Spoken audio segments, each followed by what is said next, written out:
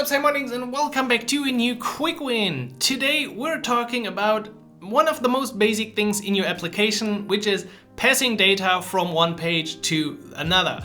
We're doing this video because I saw a lot of questions about this, basically since Ionic version 3 or 4 came up and the Angular router was used instead of the historical Ionic navigation. So today we're talking about a few different cases. I will also do a follow-up quick win with more specific examples on other topics in terms of navigation, but today we'll look at query params, route params, using the state, using a resolver, and also how to handle the case of sending data back to your page. Those are going to be very easy examples, but I hope these will help you to be more confident in your Ionic applications of how you can pass data from one page to another, because there are different options available and not all of the described things that we look at are the best in certain scenarios. So I'm gonna give you some recommendations about that. If you want to see the full code, link below the video for all Ionic Academy members, and if you're not yet a member, go check it out, ionicacademy.com, my place to help you with everything Ionic. So let's dive into a few navigation patterns for Ionic Angular applications.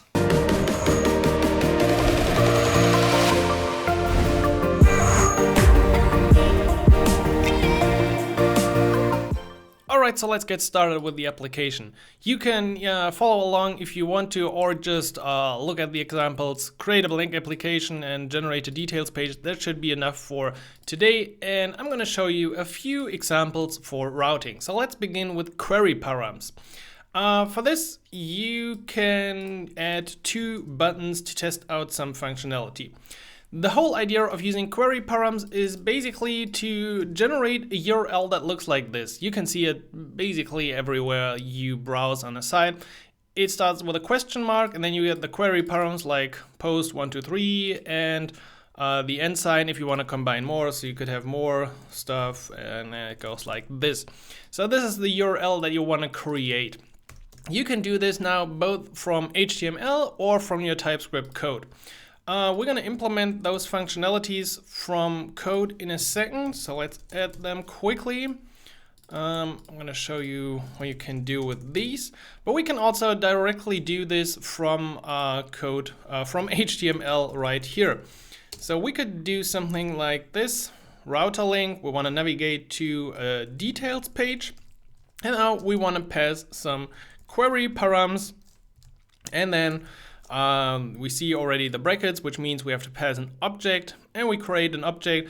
We could use variables from our page now, or we could just do it like this: category, coolcat, filter, framework, whatever.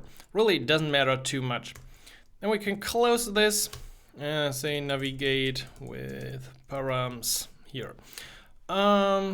Let's hit save and let's see. Okay, this is the last button. I click this button and we see the URL becomes this. Details, question mark, category coolcat, and filter framework. It's really like the easiest way to attach some kind of information to your URL when you go to a details page. And we can now do exactly this from code as well. Let me show you what we need to do. So we need to inject the Angular router for this, and then we call this.router navigate by URL or navigate. Those functions are mostly the same. And now we could create our URL just like we did with the query params in the HTML right here. Want to go to details, want to include filter and category, and we hit save. So let's give this a try. We go back, navigate with params, and we see filter, color, and category painting. Exactly the same behavior. Really, it's just what you like more. Now, perhaps you have a little bit bigger object. In those cases, what you can do is use this.router navigate. And now we're passing in the URL once again, details page, and then another object of navigation extras. So let's create these params of the type navigation extras.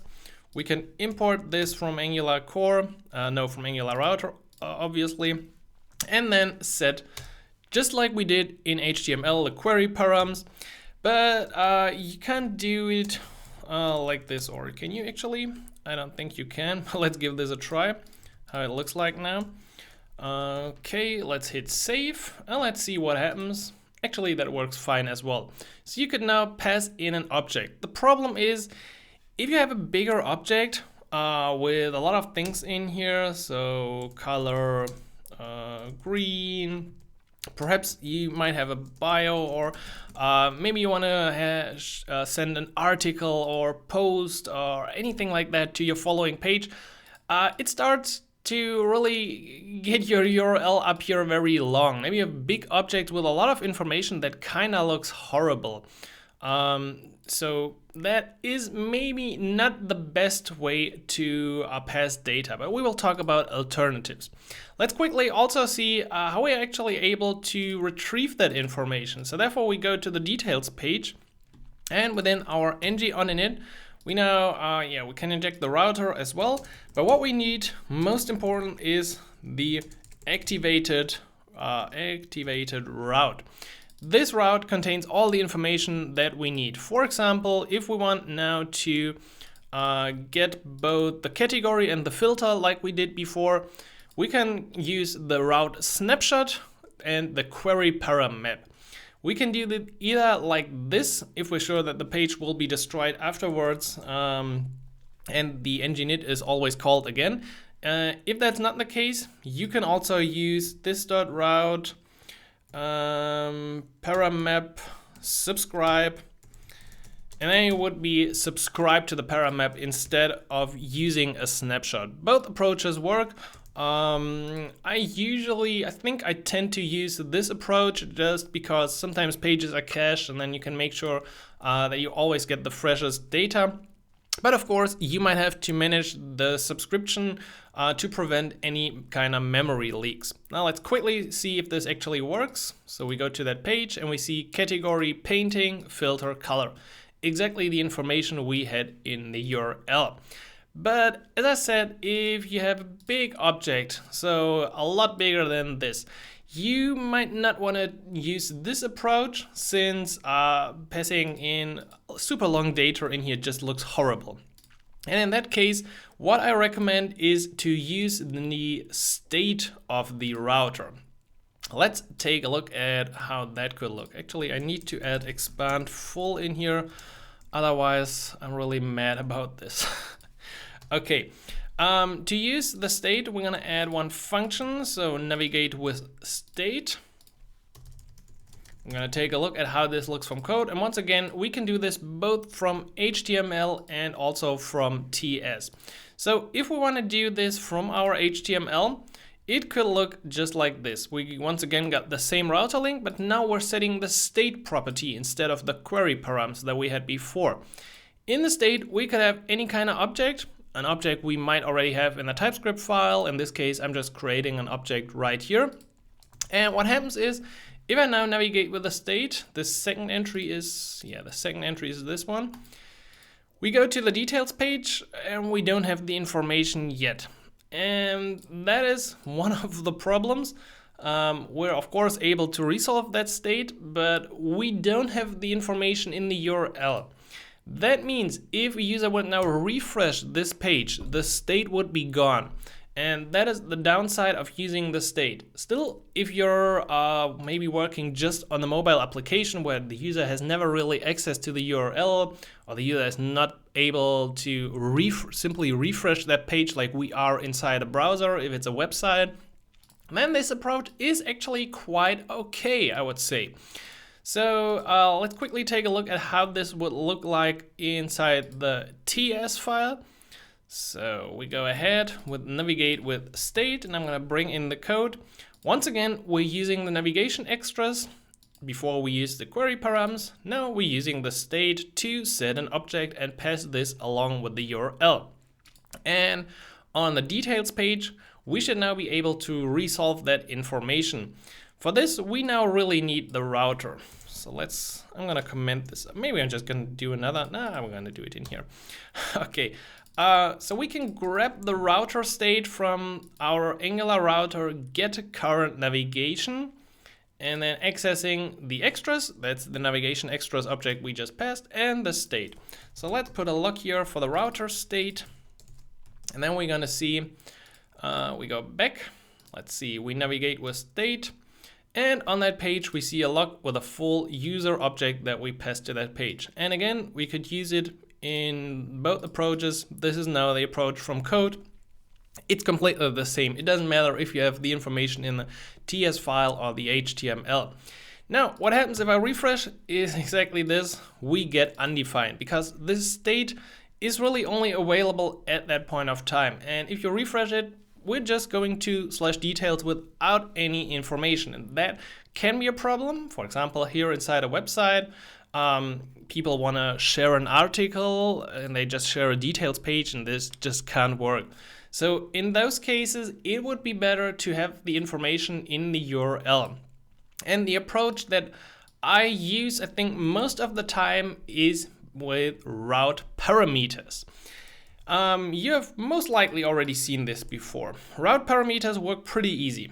We have one path to the details page, and we can have now another page to the details page, and then we insert a wildcard here.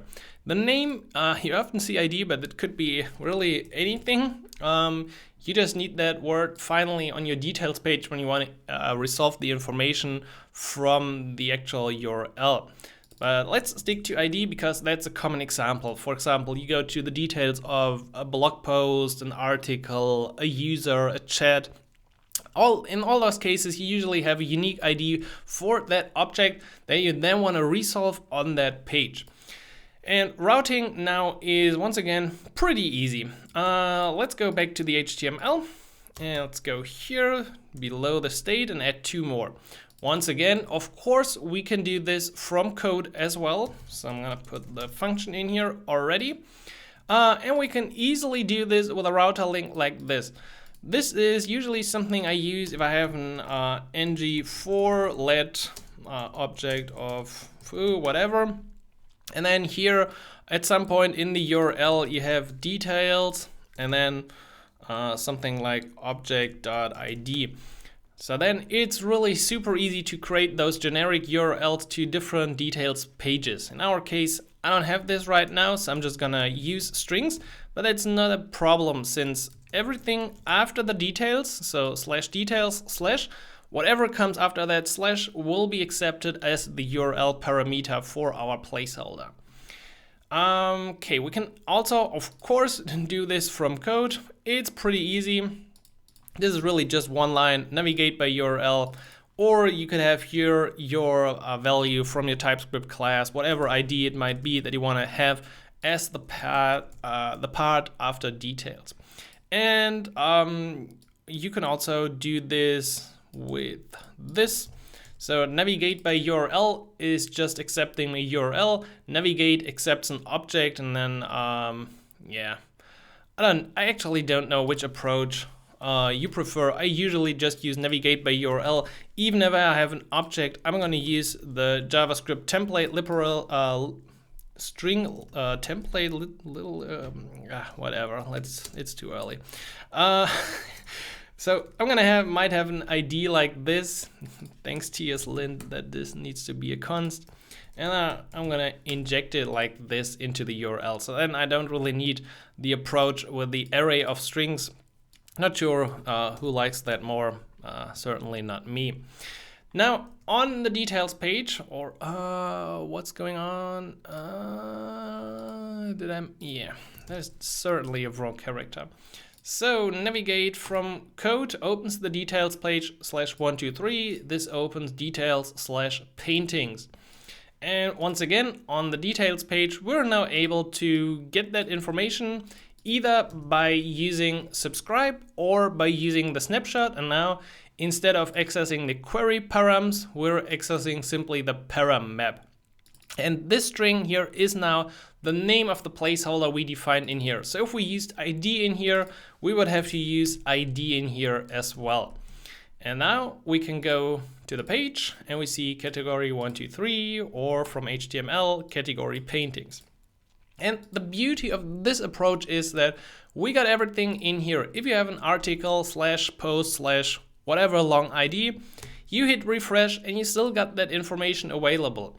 Then your page simply needs to make an HTTP request to your API or whatever endpoint you got, and you immediately got the information, which is a lot better than using the state, which will be gone when you refresh that page. So I'm a big fan of using route parameters. Usually I sometimes use query params for things like, you usually see this on pages where you have some sort of filtering going on, or small actions that you want to pass to that page. It can be certainly helpful because it's not changing the URL. So if you just want to go to the details page, then you can include whatever you want after with the query params, and it won't change the actual path. It will always use this one. For the route parameters, you need to make sure this works. And I know some of you have already asked about nested routes. We're gonna talk about this in the second part of the video, but of course, let me know if you got any specific questions about that. Now, these are the basic ways: query params, using route parameters, or using the state. Now, I want to show you two additional things in today's quick win. First one is how to use a resolver. For that, I'm gonna generate a new service first that I call data resolver. There is no generate command for a resolver as far as I know. So we're gonna have to implement it ourselves by adding implements resolve from the Angular router. We're just gonna use type any today because we're lazy. And now the only thing we have to do is come up with a resolve function. And inside that function, we have access to the activated route snapshot. That means in the resolver, we have all the information about the URL. And maybe I should say why we're using the resolver in the first place. You can attach a resolver to a certain URL, like our details page. We do this from our app routing, and then before we actually enter that page, the resolver becomes active and resolves some kind of information. Why are we doing this? Because by doing this, we can make sure that certain data immediately exists when the page appears. For example, in this page, we might have to load some data from our API. That means we're entering the page, and inside the details page, we grab the ID from the param map, and then we make an HTTP call, and then we finally set our article data or something. That means we have to prepare for the case that article on that page is null or undefined. And you need to handle this both in your code, perhaps maybe in your HTML. You got a lot of Elvis operators or to access properties. And if you want to improve this and make sure that data is immediately available on the page, you can use a resolver. So let's attach our resolver to this page right here. I'm just gonna add a new entry, resolve, and then you put in a name for the variable. Let's just call this one my array, and then the actual resolver. Okay, now the resolver will be called when we navigate to that page. Let the resolver just quickly do whatever it wants. We could actually access the route parameters here, the category, make a call, do something. I'll just return this dummy array instead. And now we can go to the details page and simply grab our data from the route snapshot data. So we use now query param, the state, and now we're accessing data, static and resolved data of this route. Let's see how this looks in action. Let's go back and can we just, yeah, there we go. My data, some cool data that was passed with the resolver to this page. Now, you might think I'm actually not sure when I'm gonna use a resolver. And I can understand that. I have sometimes problems figuring this out as well. The problem, especially if you make an HTTP call here, is yes, resolve can be a promise, can be an observable subscription, something like that. But you're clicking on a button, the resolver strikes and loads data, and perhaps your API takes a second or 3 seconds, and during that time you stay on this page. So you click 1, 2, 3, and then the next page opens up, which is definitely not the best UI. So I think usually I wouldn't use a resolver for making an HTTP call. You can do this if maybe your API is really fast, but usually you will always see this little, like, even if it's just 200 or 300 milliseconds, you click, it takes, and then the page opens. So for something like an HTTP call, I would still recommend on that page, you immediately go to the next page, you show some kind of skeleton view, maybe just a loading indicator, something like that should work. But usually clicking, then showing a loading indicator, and then transitioning to the next page is usually not a pattern I see in good applications. So what would work is maybe retrieving data from Ionic storage. Although it's an asynchronous operation, it should be usually quite fast. Maybe you just need to transform the data, or you already got the data in your service and you're filtering it with an ID. So all these kind of operations could happen in a resolver, and then when you're on the details page, you have access to that data in a synchronous way, and you don't need to wait, and can make sure that your data is set up correctly right when you enter the page. Now, final thing I wanted to show you today is navigating back with data. That was kind of easy in the past before Ionic 3, 4. When did we go to Web Shadow DOM? I think 4 or 3. I forgot. Anyway, because right now, if we're on a details page and we go back, we usually have an Ion back button. This is the default button right up here. And it's not really possible with this button to pass any kind of information back. But there are easy ways to do this, and I want to show you one quick example today. In the next video, I'm going to show you more ways to handle this in a more elaborate way, but today is really the quick and dirty way if you need to pass data back to your previous page. So I'm going to add 2 buttons in here. One button with the router link home and the router direction back, expand full. Let me just get rid of this. So this is going back from a details page, go from HTML, without a router direction. I hope you saw this. What's going on is we see actually the forward transition. So if you want to fix that, you should certainly in those cases add the router direction, which defines which transition will be used. So if I now go to the page and back, we instead see the back transition. So that is really one important aspect. Just wanted to let you know about this. It's not related to passing data back, but it's definitely something you have to keep in mind if you're manually going back instead of using the Ion back button. Now, what you can do in this case is pretty easy. You could use local storage. You don't even need Ionic storage or anything else installed. You could just use local storage of the browser to set something like my back value and then some kind of value that you want to pass back to your page. Then you would write it, you navigate back, and you read the data again. Really, I said this is the quick and dirty way to do this. I'm going to show you better ways in the second video of this series. But for now, let's stick to this. Then you can use the router to navigate back to a certain URL. And let's see, do we have, it's on the details page, yeah. So home with callback, it's actually no callback, but anyway, we see once again, it is the wrong transition. It goes forward all the time. This is forward. I want to go backward. How can I do this from code? And the simple way is now to inject the private nav controller from Ionic. This is kind of a thing from the past, but you can still use it in these cases. And what you want to do is you simply set the direction. We can have forward or back. So I'm definitely going with back. You could even have root. And what this does is the direction of the next navigation performed by the Angular router. So it's not doing anything by itself, it just defines which animation will be consumed with the next transition.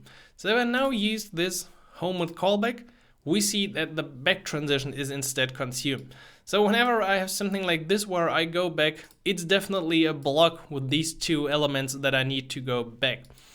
And of course, on the home page, we would now have to grab the data at some point, I would recommend in that case to use the Ion view will enter to get the storage value. I think I called this my back value, right? Simply because if you put this into the constructor or the ng on init, this code would only run once. If you have it inside the Ion view will enter, we see found stored. This is the lazy way. Cool. I even already got that. Now I go back. This is the let me change this to I am real so that you trust that it works. So I go here and I go back and found stored value. I am real on that page. Again, it is a very dirty way. A lot of things could go wrong. You're better off with using a shared service where you can keep that information, maybe even a subject in the service to have a direct connection. But more on this in the next part. If you just need a quick way, I think in some cases this is okay. For example, you just set like reload, please reload, something like that, a flag true, and then on your homepage you get that, you see it, okay, I should reload, and then you can reload. So it is not the best solution, but it is certainly one solution to navigate back with data. And for today, I think that's it. We've covered a few basic examples, and I hope you can now start to navigate around with a better feeling in your applications. Alright, and that's it for today's quick win. Actually, it wasn't that quick. I hope that would be quicker, but I really wanted to describe the different methods that we got available in the best possible way. If you got any questions about these, please let me know in the comments. And for the second part, I currently plan to do a bit about modals, passing data from and to modals, about child and parent components, and also once again tackling the back scenario in a better way, so we're gonna handle our state a bit better. If you enjoyed the video, please leave a like and hit the subscribe button, and I will certainly catch you next week like always. So happy coding, Simon.